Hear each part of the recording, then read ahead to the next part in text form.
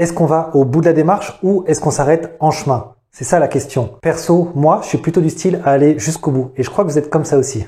Salut tout le monde, j'espère que vous allez toutes et tous très bien. Je suis très heureux de vous retrouver pour cette nouvelle vidéo. Aujourd'hui, je vais débuter un nouveau challenge qui, en fin de compte, est une première mondiale. Avant d'entrer dans le détail, je vais vous donner un petit peu le contexte autour de ce challenge. Vous le savez comme moi, il y a depuis des années un énorme débat entre la musculation aux élastiques et la muscu à la fonte. C'est d'ailleurs pour ça qu'au départ, j'ai créé cette chaîne. J'ai voulu démontrer publiquement en direct sur YouTube qu'on pouvait faire une prise de masse uniquement aux élastiques. Ça, du coup, c'est ce que j'ai fait l'an dernier. Vous m'avez suivi principalement entre septembre 2019 et septembre 2020 où vous avez pu me voir évoluer. J'ai pris 8 kilos et j'ai réussi à me muscler à 100% grâce à ce petit outil. Mais comme vous êtes à la fois un public intelligent et méticuleux, vous avez souhaité aller au-delà de cette démarche. En fait, à l'issue de ces 1 an de prise de masse aux élastiques, vous avez été plusieurs à mettre des commentaires en me disant est-ce que au final, je pensais qu'on se musclait aussi rapidement aux élastiques qu'avec la fonte. Et là, je dois admettre que vous m'avez posé une colle.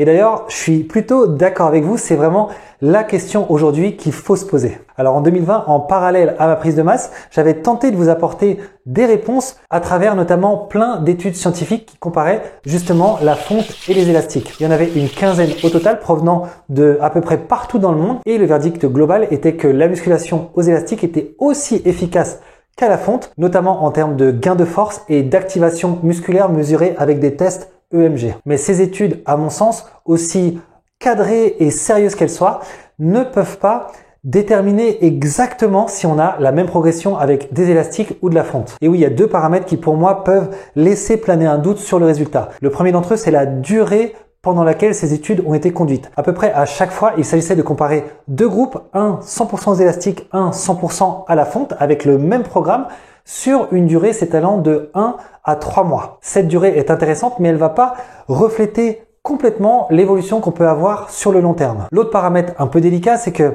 ces études comparaient à chaque fois 2 groupes d'individus réputés similaires. C'est vrai qu'on essayait de faire des groupes d'échantillons avec à peu près le même âge et la même condition physique, mais quoi qu'il en soit, ça ne représentait pas exactement l'évolution de chaque individu. Et oui, vous le savez peut-être, lorsqu'on cherche à progresser physiquement en musculation, il y a un tas de paramètres individuels qui rentrent en jeu. En d'autres termes, vous pouvez donner le même programme à 2 individus réputés similaires, qui est par exemple le même âge, la même taille, le même poids, et vous savez quoi? Les résultats ne seront pas les mêmes au bout du compte. Et oui, dans les facteurs d'influence sur la progression, certes, on va trouver l'âge, mais on va également trouver d'autres éléments tels que la génétique, c'est-à-dire la façon dont chacun est constitué. Certains auront des muscles longs avec des points forts dessus, d'autres auront des muscles courts qui vont engendrer un point faible naturel et qui vont avoir un impact sur le résultat.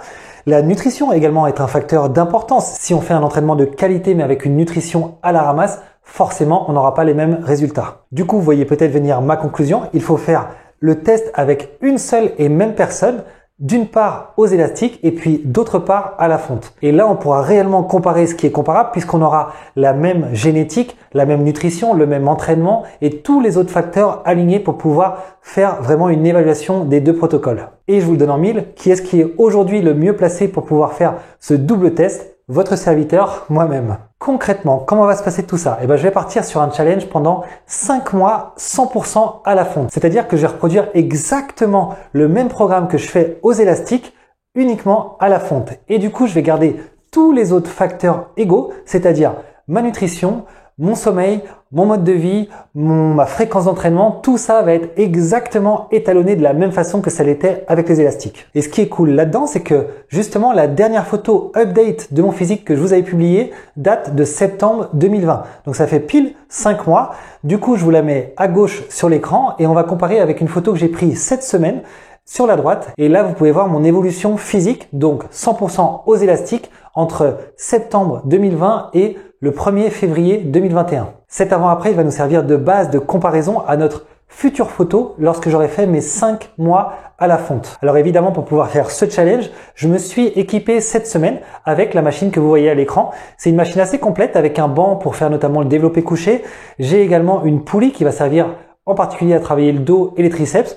En gros, j'ai un équipement qui est assez complet. J'ai aussi 2 haltères qui, au global, vont me permettre de reproduire tous les mouvements que je faisais antérieurement aux élastiques. Voilà donc comment tout ça se prépare. J'espère que ce nouveau challenge va vous plaire également. Et surtout ne vous inquiétez pas.